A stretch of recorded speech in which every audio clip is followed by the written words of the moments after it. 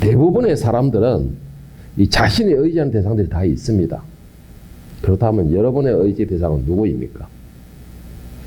그 의지의 대상이 혹시 사람은 아닙니까? 아니면 물질이지는 않습니까? 아니면은 여러분이 믿고 의지하는 대상이 또 다른 신이지는 않습니까? 그렇다면 조금 다르게 질문을 해서 여러분이 의지하는 대상이 그 힘은 얼마나 되고 있습니까? 과연 여러분들이 이 의지할 만큼 그의 능력이 있는, 그리고 여러분의 그 기도에 응답해 줄 충분한 능력이 있는 그 대상들입니까? 물론 뭐 응답해 주고 기도에 들어주고 이런 거는 굳이 신만 아니고 사람도 그렇게 될 수가 있겠죠.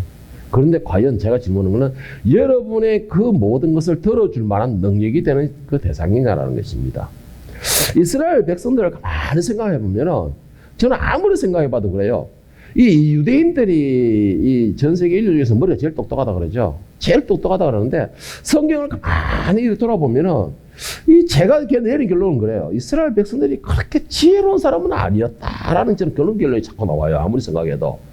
뭐 반복되고 뭐 우리나라도 뭐 똑같다만 그렇게 따지자면은 우리나라뿐만 아니라 여기 앉아 있는 여러분과 저도 똑같습니다. 보면은 계속 반복되고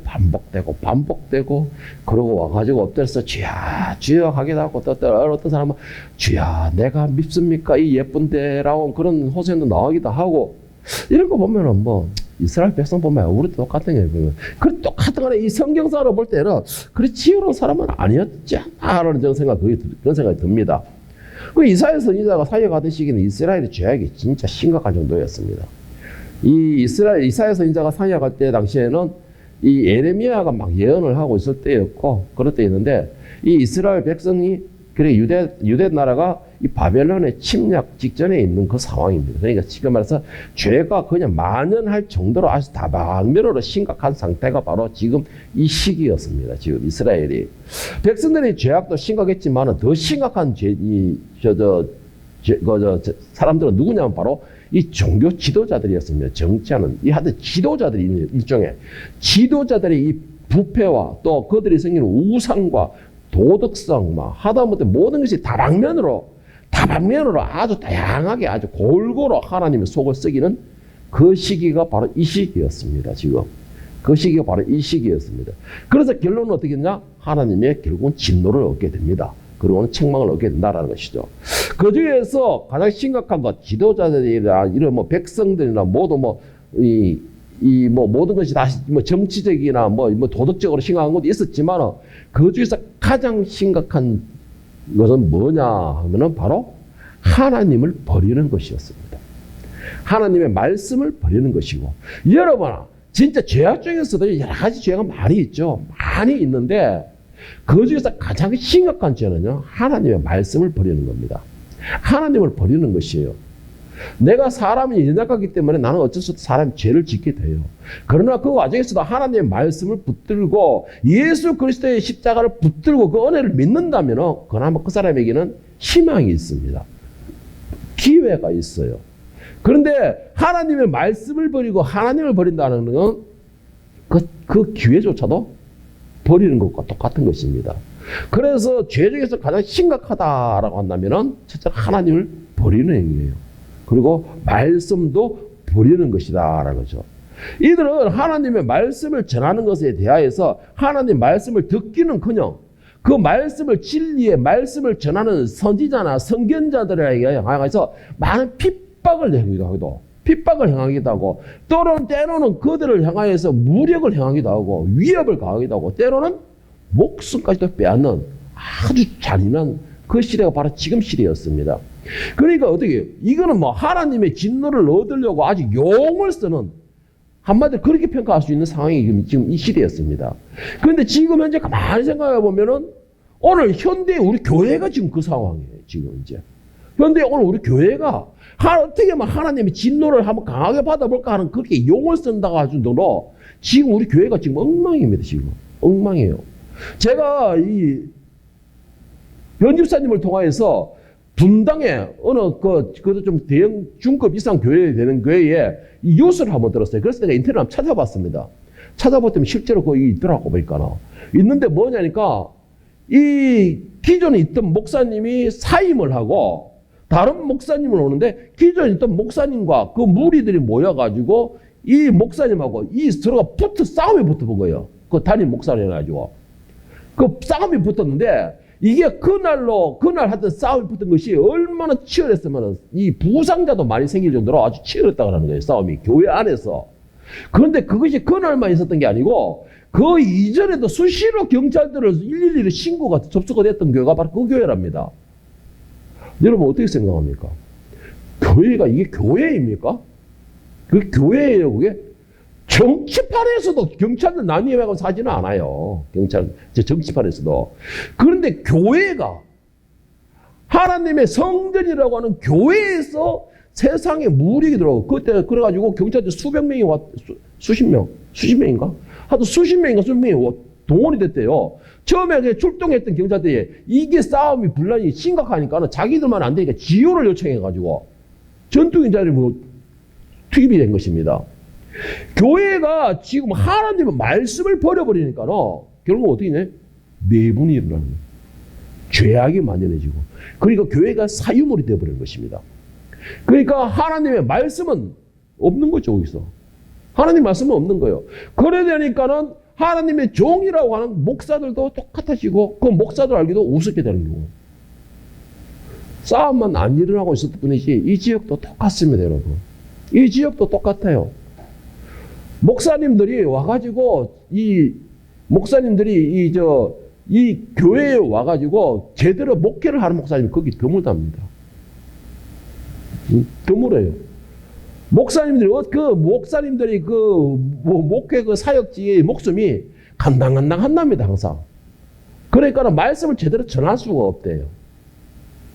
이게 여러분, 죄악 중에서 가장 심각하고 극지에 달리고 이제 하나님의 진노의 단계까지 이른다는 것은 바로 하나님의 말씀을 거부하는 단계에서 나옵니다. 하나님 말씀을 거부하는 단계예요.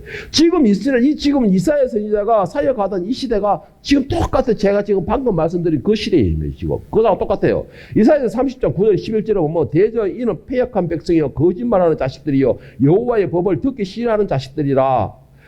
그들이 선견자들에게 이르기를 선견하지 말라. 선지자들에게 이르기를 우리에게 바른 것을 보이지 말라. 우리에게 부드러운 말을 하라. 거짓된 것을 보이라. 너희는 바른 길을 버리고 첩경에서 돌이키라. 이스라엘의 거룩하신 이를 우리의 앞에서 떠나시게 하라 하는 두다. 자, 여기서 선견자들에게 말하기를 뭐예요? 선견하지 말라. 그러니까 하나님의 말씀을 그대로 전하지 마. 그러니까 예언하지 말라는 것이요. 하나님의 말씀을 그대로 예언하지 말라는 것이고 선지자들에게 하나님의 말씀을 제대로 전하지 말라라는 것입니다. 쉽게 말하면 자기들 귀에 듣기 좋은 말만 하고 듣기 좋은 예언만 하라는 것이에요.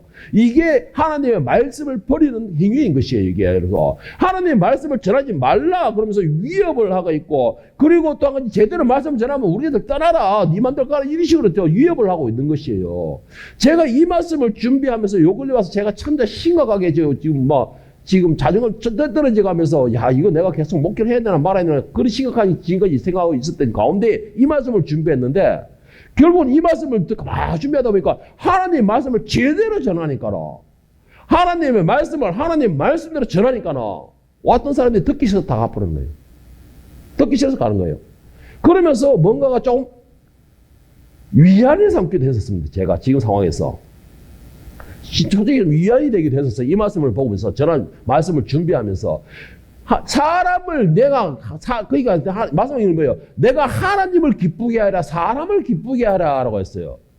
여러분 목회자들이나 말씀을 전하는 사람들은 사람을 기쁘게 하는 것보다 하나님을 기쁘게 해드려야 돼요. 그리고 여러분들은 사람을 기쁘게 하는 설교보다는 하나님을 기쁘게 하는 설교에 더 감사해야 됩니다. 여러분. 왜? 그것이 여러분들이 사는 길이기 때문에. 그것이 여러분들이 사는 길이기 때문에. 그런데 당시에 지금 이사야 선지자가 말할 때는 모든 선견자들이나 선지자들이나 제사장들이나 말씀을 가르치는 자들이 하나님을 기쁘게 해드리기보다는 사람을 기쁘게 하는 것입니다. 그러니까는 말씀을 제대로 전하지 말라라는 것이죠. 그러면서 자기들이 좋아하는 그 말을 전하라는 것입니다. 여러분 실제로 예수님께서 복음을 전하시고 또 그 말씀으로 인하여 많은 사람들이 회개하고 돌아오고 또 예수님께서 이적을 일으킴으로 인하여서 많은 사람들이 제사장이 아닌 하나님을 바라보게 되니까 결국은 사람들이 어떻게 하는 줄 아십니까? 제사장, 종교 지도자들이 결국은 거기서 선동하고 있는 그 예수님을 죽이겠다고 생각하는 거예요. 죽이겠다고. 마태복음 20장 3절 5절을 보면 그때 대제사장들과 백성들이 장로들이 가야바라 하는 대제사장의 관정에 모여 예수를 흉계로 잡아 죽이려고 의논하되 말하기를 밀란이 일까 하여 하노니 명절에는 하지 말자더라. 하나님 말씀을 제대로 정하니까요. 하나님의 말씀을 제대로 가르치고 있으니까요. 이것이 사람들이 듣기 싫고 자기들이 밥그릇을 잃을까 싶어서 자기들의 명예를 실추할까 싶어서 자기들의 권력을 다 잃어볼까 싶어서 불안해서 그 말씀을 제대로 전하는 자를 배척하는 것입니다. 결국은 예수를 죽이려고 작당한 것이에요. 여러분 이게 예수뿐만 아니라 오늘날도 똑같아요. 그런데 중요한 게 심각한 게 뭔지 아세요? 이때는 대제사장이나 종교 지도자들이 그렇게 했다지만 지금은 교인들이 그렇게 만들고 있어요. 교인들이. 말씀을 제대로 전하는 목사를 배척을 해버리는 거예요. 그리고는 자기들에게 거짓 예언을 하라는 것이고 거짓 말씀을 전하라는 것입니다. 그러니까는 여러분, 오늘날의 많은 교회들과 생명들이 좀비 현상이 벌어지는 겁니다. 왜 이런 현상이 벌어질까요? 왜요? 사람들이 전부 다 하나님의 이름으로 자기 욕심만 챙기거든. 하나님의 이름으로 자기 명예와 권력만 취하기 바쁘거든. 이것이 한 사람, 두 사람, 세 사람, 네 사람 이렇게 흘러가다 보니까 모든 사람이 물들기 시작하는 것입니다. 예수님께서 이 땅에 오셔가지고 복음을 선포하시면서 예수님께서 이 땅에 오셔가지고 십자가에 죽으심으로 인하여서 예수님께서 모든 죄를 짊어지고 가심으로 인하여서 모든 사람들에게 모두에게 공평하게 기회를 주셨어요. 공평하게 주셨어요. 그리고 율법에서 죄에서 자유를 누리게 해주셨습니다. 그렇게 되니까는 종교 지도자들이 자기만 바라보고 자기 말만 들어야 되는데 자유를 분배해버리니까 자기들에게 힘이 그만큼 떨어지게 되는 것이죠. 그러니까 시기와 질투로 배척을 하는 것입니다. 이게 지금 현재에 많은 교인들이 지금 이런 상황에 있어요. 이런 상황에 있습니다. 자기가 병드는 것조차도 모르고서 병들어가고 있는 것입니다. 하나님의 이름으로서 자기들이 은혜를 누리고 있으면서도 하나님의 이름으로 자기들이 모든 것을 취하고 있으면서 그러면서도 하나님을 진짜 믿지를 못하고 있어요. 그게 뭐예요? 정작 문제가 생기면 하나님의 이름으로 자기들이 지금 누리고 있으면서도 하나님을 찾지 않는다는 것이죠.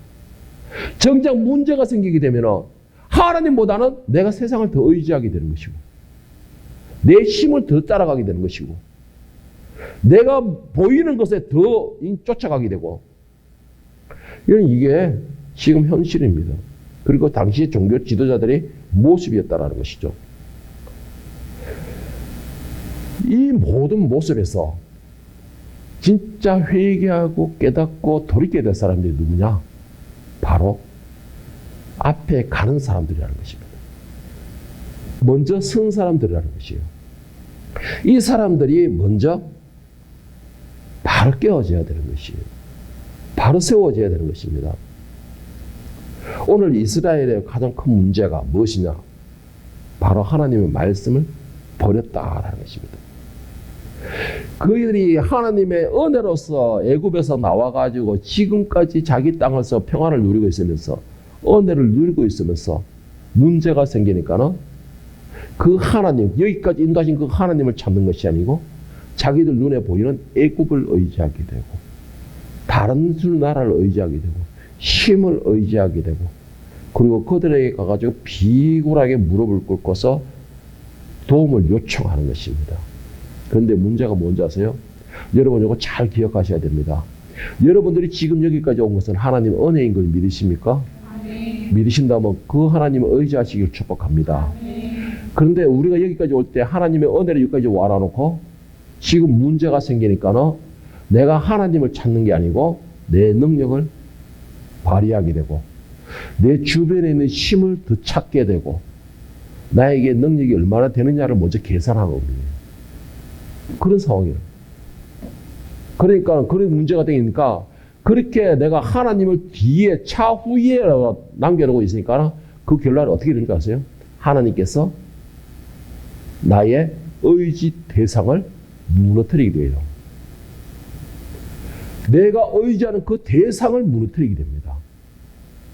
하나님께서 이 이스라엘 백성들이 하나님을 찾지 않고 애굽을 의지하고 다른 나라를 의지하고, 그러니까 애굽의 힘을 약하게 만들어 보시고, 아수르를 통해서 막 침범하게, 바벨론을 통해서 침범하게 만들고, 다른 나라를 의지하니 그 다른 나라를 무너뜨리시고, 이 이스라엘 백성들이 자신들이 의지하고자 하는 그 대상들을 다 무너뜨리시는 겁니다. 다 무너뜨리신 거예요. 오늘 본문에서 이사야 30장 1절 2절에 보면 여호와께서 이르시되 패역한 자식들은 화 있을진저 그들이 계교를 베푸나 나로 말미암지 아니하며 맹약을 맺으나 나의 영으로 말미암지 아니하고 죄의 죄를 더하는도다. 그들이 바로의 세력 안에서 스스로 강하려 하며 애굽의 그늘에 피하려 하여 애굽으로 내려갔을 때 나의 입에 묻지 아니하였도다. 하나님께서 하나님을 의지하지 않는 이스라엘 백성들, 애굽을 의지하려는 그 이스라엘 백성들, 세상을 의지하려는 그 이스라엘 백성들, 남의 그 세력에 위협을 당하니까는 모든 것을 돈이나 검이나 엄을 다 밖에 펴주가면서 그것을 해결하려는 그 이스라엘 백성들, 그 이스라엘 백성들이 하나님 외에 의지하는 것들을 무너뜨리시는 것입니다. 무너뜨리시는 것이 지금. 여러분들이 하나님이 아니고 다 여러분이 생각하는 그 의지의 대상을 의지한다면 하나님은 그 대상을 무너뜨립니다. 혹시 여러분이 의지하는 대상이 권력입니까? 권력을 무너뜨리십니다. 여러분들이 의지하는 대상이 물질입니까? 그 물질을 없애버리신다는 것이죠. 여러분의 의지하는 대상이 지위고 인맥입니까? 그러면 지위고 인맥을 무너뜨리시는 것이에요. 왜 그럴까요? 왜 그렇게 하실까요? 오직 하나님만 바라보게 하기 위해서라는 것이요. 오직 여러분은 하나님의 것이기 때문에 하나님만 의지하라라는 하나님의 사랑이고 이것이 은혜라는 것이에요. 여러분을 향한 은혜인 것입니다. 여러분, 세상이 아무리 강한다 할지라도 하나님의 책망을 막을 만한 힘을 가진 존재가 있을까요? 세상이 아무리 화려하고 아무리 넓고 아무리 큰 힘을 가졌다 하더라도 과연 하나님을 이길 만한 힘을 가진 그런 능력이 있을까요? 그럼에도 우리는 이런 어리석은 선택을 늘 하고 있습니다. 늘 세상을 의지하려고 그러고, 늘 내 눈에 보이는 걸 의지하려고 하고, 내 머리에 보이는 거, 내 머리에 생각나는 것을 의지하려고 한다는 것이죠. 여러분, 그런데 세상은 절대로 나에게 힘이 줄 수 없습니다. 절대로 힘을 줄 수가 없어요. 세상은 절대로 나에게 방법이 될 수가 없습니다, 여러분. 세상은 절대로 나를 세워줄 수도 없다라는 것이에요. 왜? 그들에게는 능력이 되지 않기 때문에. 그 모든 것의 능력은 하나님께서 이시기 때문에, 하나님이 이시기 때문에. 그럼에도 내가 그걸 의지한다면 내가 의지한 대상을 하나님께서 밟으십니다. 무너뜨리시는 거예요.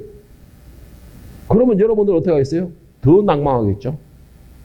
더 절망하겠죠? 그럼에도 우리는 미련스럽게 하나님을 찾지 않아요. 그럼에도 우리는 천부여 의지 없어서 내가 이제 옵니다는 소리를 할 줄 모른다는 것이죠. 여러분, 이거 꼭 명심하십시오.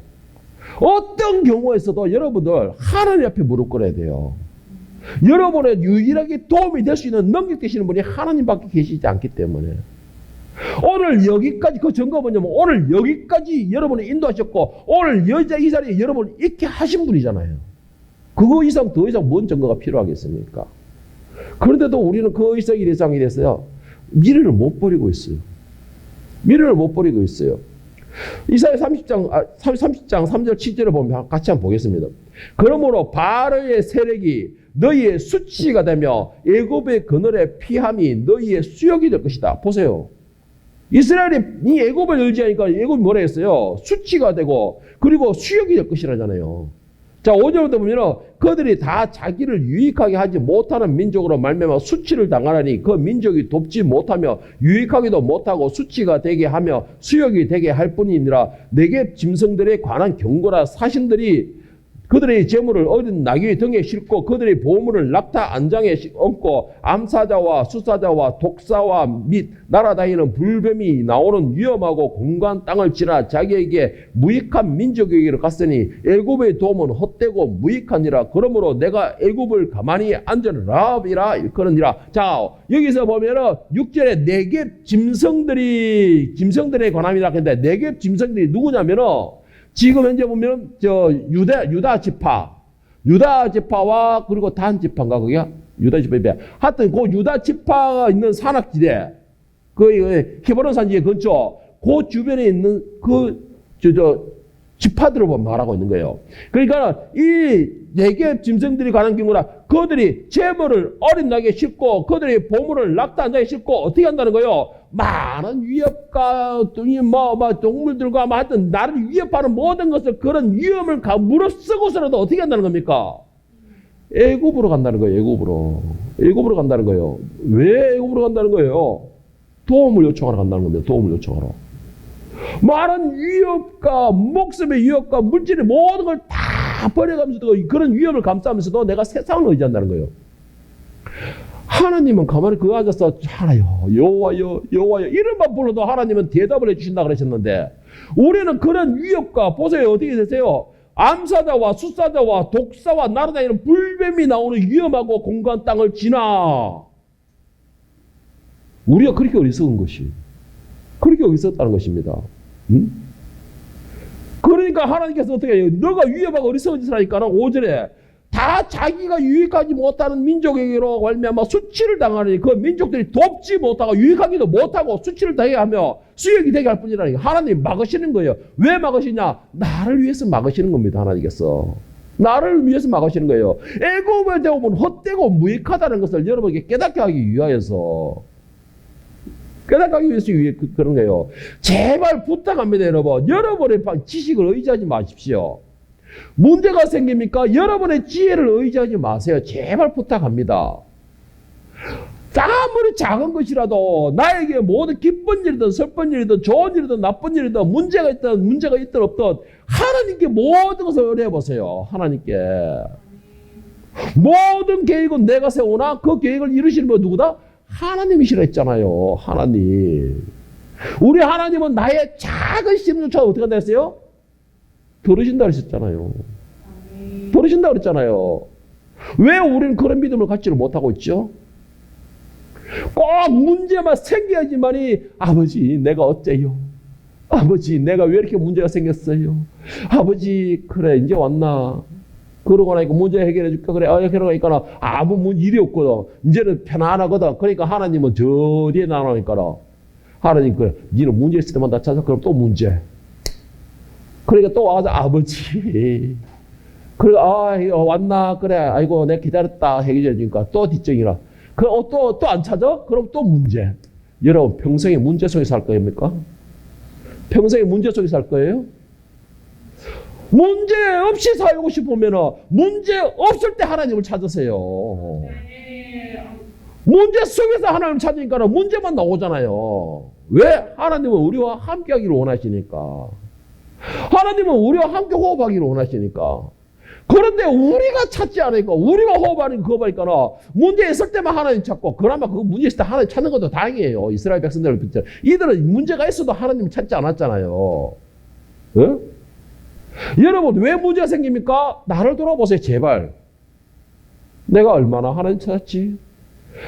여러분 뭐 어려움 생겼습니까? 제발 나를 돌아보세요. 내가 얼마나 하나님 목소리 듣고 하나님 불렀지?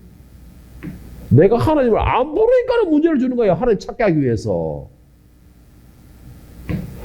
내가 하나님을 찾지 않으니까 하나님 문제를 주시는 거예요. 왜? 은혜를 베풀기 위하여서. 은혜를 베풀기 위하여서. 하나님께서는 우리에게 이 모든 문제가 있게 하는 이유가 뭐냐? 오늘 본문 말씀을 보면요. 우리에게 은혜를 베풀기 위하여서 문제가 있다는 것입니다. 우리에게 은혜를 베풀기 위하여서. 모든 방법을 막으시는 이유가 뭐냐? 우리에게 계속 은혜를 베풀고 공개를 베풀기 위하여서 하나님이 그거 막으신다는 것입니다. 그런데 우리는 그렇게 하지 않잖아요. 문제 지금 불평만 하고 있어요. 왜?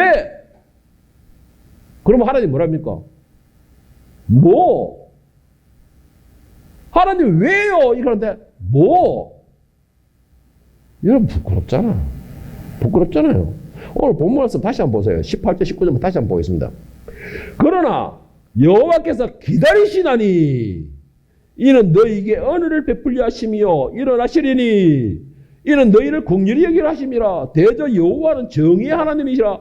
그를 기다리는 자마다 복이 있도다. 시온에 거주하며 예루살렘에 거주하는 백성아 너는 다시 통곡하지 아니할 것이라. 그가 너의 부르짖는 소리로 말미암아 너에게 은혜를 베푸시되 그가 들으실 때에 내게 응답하시리라. 자, 할렐루야. 여러분 이거 꼭 한번 잘 한번 보세요. 하나님께서 왜 기다리신다고 하셨죠? 18절에 하나님께서 뭘 하신다고 그랬죠? 여호와께서 기다리시다니 했습니다. 왜 기다리신다는 것이에요? 은혜를 베풀시기 위하여서 기다리신다는 것입니다. 일어나서 기다린답니다. 왜? 우리에게 긍휼을 여기기 위해서, 긍휼이 위로하여 주기 위하여서. 힘드냐 어렵느냐 그래 아이고 이놈의 새끼야 내가 쓰다듬어 줄게 위로해 줄게 위로해 주기 위하여서 하나님이 일어서서 기다리신다는 것이에요. 기다리신다는 겁니다. 왜 기다리십니까? 우리가 하나님을 찾기를 기다리신다는 것이에요. 내가 은혜를 베풀어 주기 위해서 하나님께서 그에게 많은 사랑을 베풀어 주기 위해서 기다리신다는 것입니다. 뭐를? 하나님의 이름을 부르기를 기다리신다는 것이에요. 내가 세상을 부르는 것이 아니고 하나님을 부르기를 기다리신다는 것입니다. 왜 안 부르십니까? 왜 하나님을 계속 기다리게 합니까? 예? 하나님 뭐가 답답해서 우리를 기다립니까? 하나님 뭐가 답답해서? 하나님은 우리를 사랑하고 은혜를 베풀기 위해서 기다렸다는데 우리는 무엇이 대단하다고 하나님 앞에 그렇게 비싸게 굴고 있습니까? 무엇이 그리 바쁘십니까, 여러분들은? 바빠도 하나님만큼 바쁘십니까? 온 우주를 창조하시고 다스리시고 1.1도 변함없이 딱 움직이게 하실 그 하나님만큼 여러분이 바쁩니까? 뭐가 바빠요? 왜 부르지 않습니까? 왜 찾지 않습니까? 왜 대화하지 않으세요? 왜 문제만 있을 때마다 와가지고 주여 하면서 투덜투덜 하면서 이름을 부르고 있습니까? 그때서야. 예? 작게 이 지구상에 60억 인구가 있다 했습니다. 60억 인구 중에서 여러분 한 사람을 딱 지목하셨어요. 하나님이. 나 한 사람을 딱 지목하셨어요. 60억 인구 가운데서. 내가 너의 태중에 있기 전부터 내가 너를 알았느니 했잖아요. 그렇다면 여러분 한 사람을 하나님이 여러분이 태어나기 전에 여러분이 어디서 태어나는 게 중요한 게 아니에요. 어떤 생활을 살며 있는 건 중요한 게 아니에요. 그 가운데서 하나님이 여러분을 지목하셨다는 겁니다. 왜? 너는 내 것이다. 내가 너를 보호하고 너희의 인도자가 되고 보호자가 되고 능력자가 되고 내가 너에게 은혜를 베푸는 자가 되고 너희 권능자가 될 것이다라고 지목하셨다는 것입니다. 이게 얼마나 할렐루야입니까 이거. 얼마나 할렐루야예요. 세상 사람들은 100명만 있어도 그 100명 가운데 내 이름을 외우는 게 그렇게 힘든데 하나님은 내가 태어나기 전부터 나를 지녀고 알고 있었다 하셨잖아요. 왜? 나에게 세상에 어떤 사람들도 누리지 못한 은혜를 베풀기 위하여서. 은혜를 베풀기 하기 위해서. 그런데 왜 우리는 내 고집을 세우죠? 왜 내 방법을 생각하고 있죠? 왜 내 의지를 생각하고 있습니까? 18절 말씀 다시 한번 보세요. 여호와께서 기다리시나니 이는 너희에게 은혜를 베풀려 하심이요 일어나시리니 이는 너희를 긍휼히 여기라 하심이라. 여러분을 위하여서 기다린다는 거예요. 왜? 은혜를 베풀기 위해서. 여러분들을 세우기 위하여서 기다리신다는 것입니다. 그런데 우리는 하나님이 그렇게까지 일반적인 사랑으로 막 일하시니까 우리는 뭐가 대단한 것처럼 튕겨. 꼭 이 연인들이 서로가 이렇게 뭐라 하죠? 밀당하듯이 튕겨요. 하나님과 나와 밀당해봤자 나만 손해예요. 왜? 하나님이 더 나보다 나은 분이잖아요. 능력이 있는 분이잖아요. 그분은 부족함이 없잖아요. 그런데 우리는 내세울 게 뭐가 있죠? 하나님, 내세울 거 나 있는데요. 나 죄덩어리입니다. 시커멓습니다. 성질도 못됐습니다. 기분만 좀 그러면 인상 빡 썩서 온 분위기를 다 흐트립니다. 내가 이런 거 내세우고 자신 있습니다. 자신 있습니다. 내가 어깨 내밀고. 이거밖에 더 낼 거 있어요? 그런데 왜 밀당하죠, 우리가? 왜 하나님과 밀당하죠, 우리가? 예? 우리 중요한 건 여러분, 분명히 기억할 게 있습니다. 지금 내 상황이 어떤 상황이냐는 중요한 게 아니에요. 지금 내 상황이 고난 중에 있느냐, 고통 중에 있느냐, 정신없는 성에 있느냐, 실타래가 엉켜있는 것처럼 막 엉켜있는 상황이냐, 중요한 그게 아니에요. 그게 중요한 거 아니에요. 여러분, 내가 지금 누구를 찾고 있느냐가 중요한 것입니다. 고난과 역경은 우리의 행위에 대한 결과입니다. 실타래에 엉키는 것도 내가 잘못 풀기 때문에 엉키는 것이죠. 예? 그런데 정말 지혜로운 사람은 뭔지 아십니까? 그걸 돌이킬 수 있는 사람입니다. 내가 얼마나 갔느냐가 중요한 게 아니에요. 내가 얼마나 꾸중무통에 들어가 있냐가 중요한 게 아니에요. 내가 지금 넙석에 속 빠져 코만 빼고 나와 있다. 요 생명만 숨을 쉴 수 있는 코만 나와 있다라가 그 상황이다라가 중요한 게 아니에요. 그 상황에서도 내가 돌아갈 수 있는 결정을 하는 게 중요한 것입니다. 그게 중요한 거예요. 그런데 지금 내가 어떻게 이스라엘 백성들 이 상황까지 왔는데, 나라를 잃을 정도의 상황까지 왔는데 이제 와서 뭘 어떻게? 아니에요, 여러분. 아니에요.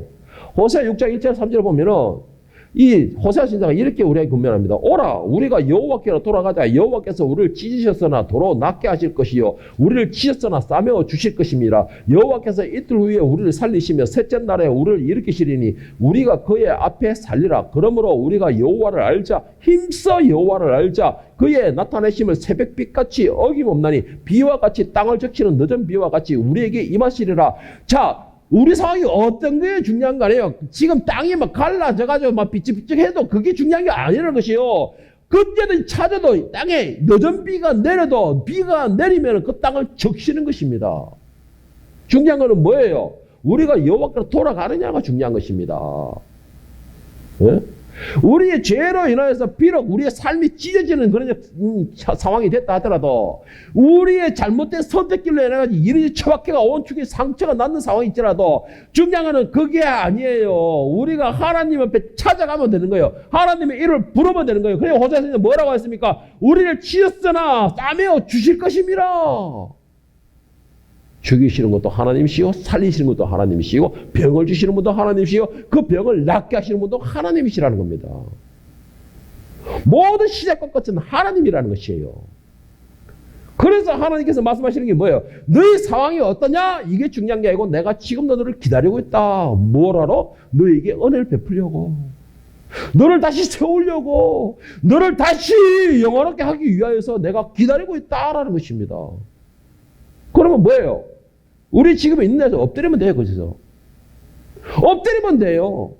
그 상황이 내가 어떤 상황이냐는 뭐, 주님 내가 길을 잃었어요. 내가 길을 못 찾겠어요. 지금 내가 방향도 모르겠어요. 그러면 어떻게 할까요? 어차피 그 자리에 엎드리세요. 그 자리에. 그 자리에 엎드리세요.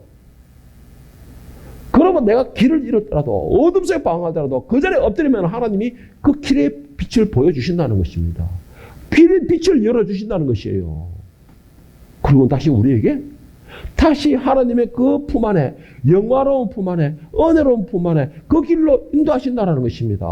그게 하나님이 기다리시는 거예요. 내가 하나님 부르시기를 기다리신다는 것입니다. 내가 돌아갈 여러분, 중요한 게 뭔지 아세요? 지금 현재 우리는 그나마 복받은 사람들이에요. 뭐 죄악 가운데서 뭐 고통스럽고 힘들게 있다 할지라도 다 모두가 다 고통스럽고 힘들게 있더라도 우리는 복받은 사람들이에요. 왠지 아십니까? 여러분, 자녀들에게 가장 큰 복이 뭔지 아세요? 힘이 되는 것이? 내가 하루 종일 나가가지고 막 힘들게 지치고 이리 치밖에 저리 밖에, 야, 니 선생이가, 니가 원감이가, 니가 주임이가, 니가 잘나면 얼마나 잘났노? 막 치고 막 싸우더라도 우리에게 큰 힘이 되는 게 뭔지 아세요? 위로가 되는 게 우리는 돌아갈 집이 있다는 것이에요. 평안한 집이 있다는 것입니다. 안식처가 있다는 것이에요. 그곳에 가면 나를 반겨줄 따뜻한 밥을 준비하고 있는 부모가 계시고 사랑하는 가족이 있다는 것입니다. 여러분, 우리에게 가장 좋은 게 뭔지 아세요? 우리는 돌아갈 집이 있다는 것이에요. 하나님이 기다리시는, 맛있는 따뜻한 식사를 준비하고 기다리시는, 그리고 우리를 품어주시는, 위로해 주실 수 있는 그 하나님이 기다리시는 집이 있다는 것이에요. 여러분, 탕자가 아버지의 속을 그렇게 찢어지고 가슴을 그렇게 찢어지고, 그리가 아버지한테 배은망덕 짓을 해가지고 나가가지고 아버지 어떻게 했습니까? 기다리고 계셨어요. 그 아들을 기다리고 계셨습니다. 그런데 그 탕자도 여러분, 가장 복받은 사람이 뭔지 아세요? 복받은 게 뭔지 아세요? 내가 아버지의 가슴을 찢고 ጫ고 잘라 쪼개고 뱅짓을 다 했으면 지금은 내가 개털이 돼가지고 10원짜리 하나 없어가지고 아버지한테 용돈 내주세요 하고 그런 처지밖에 안 됐지만은 탕자는 돌아갈 집이 있었다는 것입니다. 자신을 기다리는 아버지가 있는 집이 있다는 것이에요. 그러니까 탕자는 어떻게 했습니까? 과감하게 돌아갈 수 있는 선택을 해주셨던 겁니다. 돌아가니까 어떻게 해요? 문 밖에서 아버지가 저 멀리 있는데 쫓아와가지고 입 맞추고 자주색 옷을 입히고 그 아들을 향해서 온갖 아름다운 영화롭게 해주시고 그 아들을 위해서 잔치까지 벌려주시는 겁니다. 여러분, 내 상황이 어떤 상황이냐 중요한 게 아니에요. 나를 기다리는 아버지가 계신다는 것입니다. 나를 기다리는 그 따뜻한 집이 있다는 것이에요. 여러분, 그것만 생각한다는 건 큰 은혜예요. 큰 은혜예요. 시편 103편 8절에서 11절에 보면 아버지의 사랑과 은혜를 이렇게 소개하고 있습니다.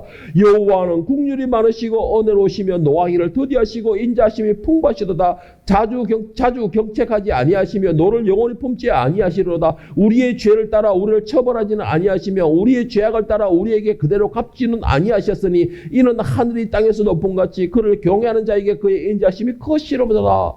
여러분, 하나님을 경외하시고 그 일을 찬양하시길 축복합니다. 하나님의 이름을 부르시기를 바랍니다. 하나님과 대화의 관계를 유지하시기를 바랍니다. 그러면 하나님께서 여러분을 기다리세요. 무엇 때문에? 은혜를 베풀시기 위해서, 영원을 가기 위해서, 복을 내려주기 위해서, 더 따뜻하게 위로하기 위해서 기다리고 계시는 거예요. 그런데 나는 왜 안 되죠? 나는 왜 안 되죠? 제발 이름을 불러보세요. 제발 그 이름을 불러보세요. 제발 찾아보세요. 성경 몇 절 몇 절 찾아라는 게 아니고 하나님을 찾아보세요. 제발. 그러면 하나님은 일어서서 국리를 베풀려고 기다린다 하시잖아요. 그런데도 나는 왜죠? 안 찾으니까는 없지. 안 찾으니까. 안 찾으니까는 뭐 못 받죠. 안 찾으니까 은혜가 어찌 내리지도 모르죠. 하나님의 은혜는 새벽에 이슬처럼 내립니다. 촉촉하게 내려요. 촉촉하게 내립니다. 여러분, 장마에서 비가 내리면 어떻게 되나 그런 줄 알아요? 다 잠겨버려요. 재난이 일어납니다. 그런데 여름에 참 뜨거울 때에 비가 한 번씩 쫙 내리면 어떻게 해요? 온 대지를 촉촉하게 젖습니다. 땅을 식혀줘요. 하나님의 은혜는 그런 은혜예요. 지금 덥고 뜨거우세요? 하나님의 은혜가 더 촉촉한 내리길 기다리시길 바랍니다.